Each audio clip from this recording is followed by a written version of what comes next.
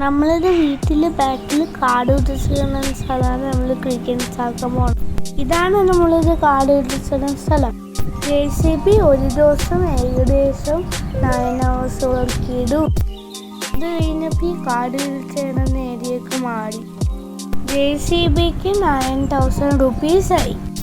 നമ്മൾ സിമെൻറ്റ് വെച്ചാണ് ഇട്ടത്. സിമെൻറ്റിന് ഏകദേശം 20,000 rupees ആയി. നമ്മൾ 5 days സിമെൻറ്റ് വാട്ടർ ചെയ്യണം. നെറ്റ് കെട്ടാനുള്ള ഫ്രെയിം വർക്ക് നമ്മൾക്ക് 12,000 rupees ആയി. നെറ്റ് കെട്ടാനുള്ള കമ്പികൾക്കാണ് നമ്മൾ ഫ്രെയിം വർക്കായിട്ട് ഉദ്ദേശിക്കുന്നത്. നെറ്റിന് 7,000 rupees ആയി. പക്ഷേ ഇതൊരു ടിപ്പിക്കൽ ക്രിക്കറ്റ് നെച്ചല്ല. ഹാർഡ് വർക്സിലൊക്കെ കിട്ടുന്ന കട്ടിയോട് നല്ല നെച്ചാണ്. അതുകൊണ്ട് കോസ്റ്റ് കുറവായിട്ടും. പക്ഷേ ഇത് കയർ കൊണ്ട് വലിച്ചെത്തണം.